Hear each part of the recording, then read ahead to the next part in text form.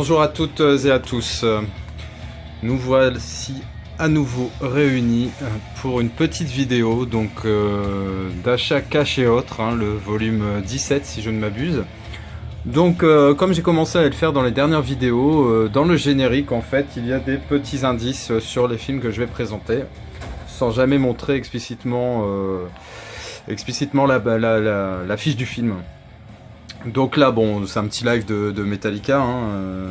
D'ailleurs je tiens à remercier Ralph Blu-ray pour sa dernière vidéo que j'ai trouvé super sympa d'avoir présenté un peu les chaînes qu'il aime, et j'en faisais partie. Franchement j'étais très touché. Je suis un peu un petit nouveau quand même dans ce milieu quoi. Voilà, c'était très gentil de sa part. Donc là c'était un concert, le concert de Metallica, c'est Cunning Stones qui est assez sympa. Donc je vais vous présenter mes achats. Alors les premières images de mon générique étaient des menottes avec des diamants etc. Donc c'est pour vous présenter en fait le superbe achat que je viens de faire. À savoir que la semaine dernière j'ai trouvé à Auchan ce DVD de 50 nuances de grès à 3 €. Donc je l'ai acheté, j'ai trouvé, je dis franchement c'est bien pour ce prix là, c'est très bien. Et aujourd'hui je vais au cash et je vois le 50 nuances de grès avec le Blu-ray et le DVD en édition collector assez sympa, je veux dire. Donc le DVD, un petit livret, il y avait même un crayon que j'ai pas gardé, enfin je sais plus trop où il est, je m'en fous un peu. Alors que dire de ce film? Moi je le vois un peu, en étant péjoratif, si on peut le dire en étant péjoratif, comme le porno de la ménagère en fait. C'est-à-dire que j'ai l'impression que ce film-là fait fantasmer plein de femmes, et je trouve ça un peu réducteur parce que j'ai trouvé qu'en gros ce qui les faisait fantasmer c'était d'être attachés, menottés, liés, etc.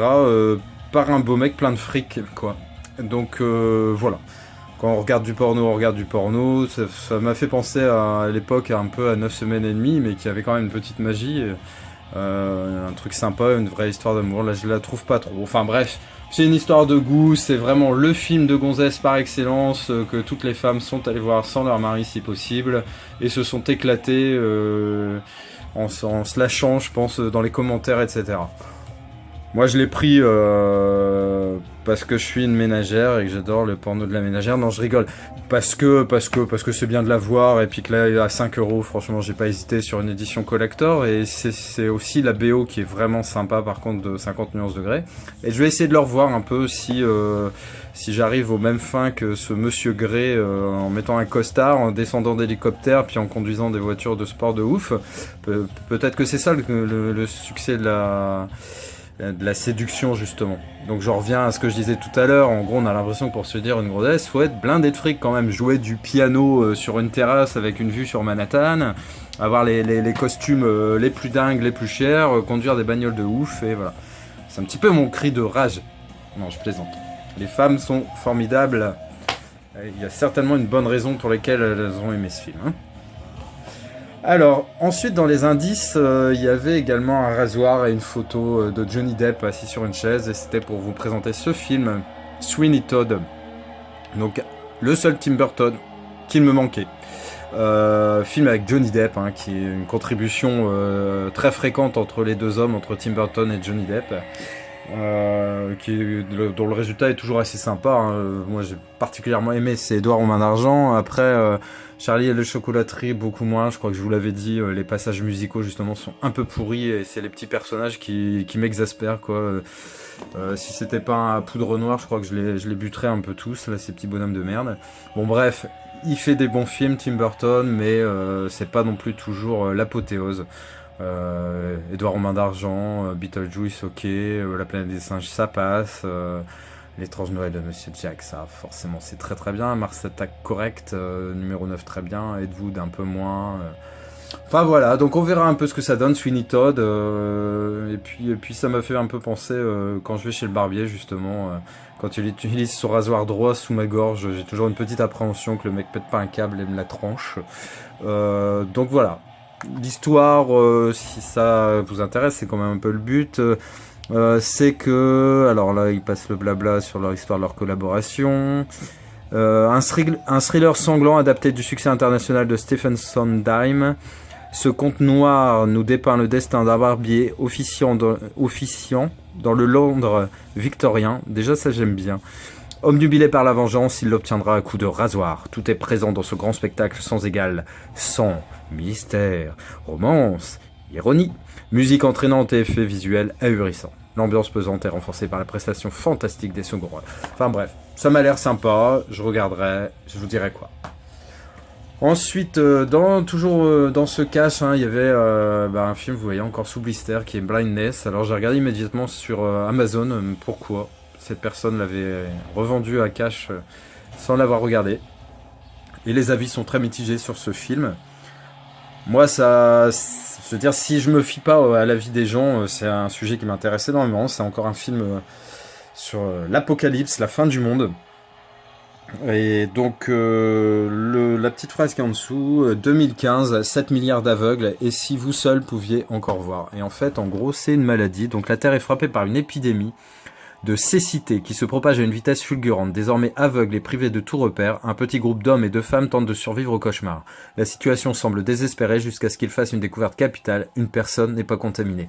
Et dans les acteurs, il y a quand même l'excellente Julianne Moore, Mark Ruffalo et Danny Glover, pardon. Donc bon, moi je me dis que ça doit pas être une merde incommensurable.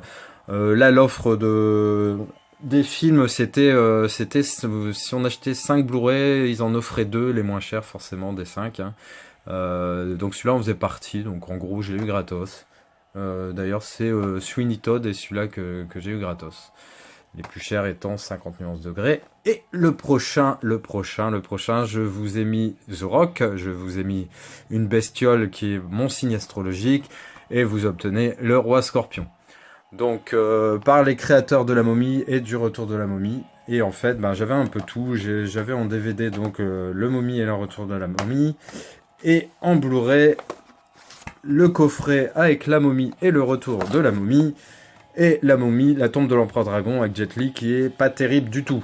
Et donc tout naturellement il me manquait le roi Scorpion pour finir tout ça. Bon, le roi Scorpion il y en a plusieurs, mais franchement là avec The Rock ça sera très bien, mais j'irai pas au-delà.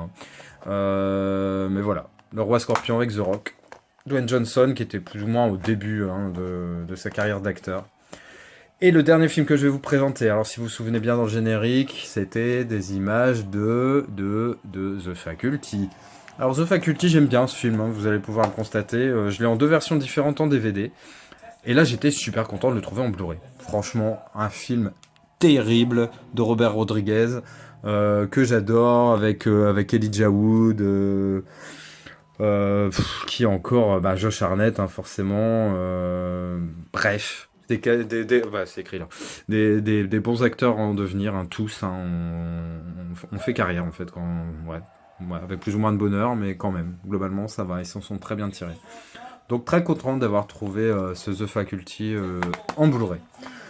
Donc vous voyez, aujourd'hui ça a été 5 achats Blu-ray, un peu de tout, donc on a commencé avec 50 nuances degrés, avec Sweeney Todd, Blindness, le roi Scorpion et The Faculty.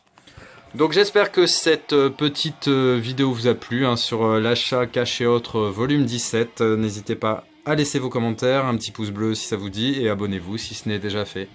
Allez, bye bye, ciao, portez-vous bien. Encore merci à Raph.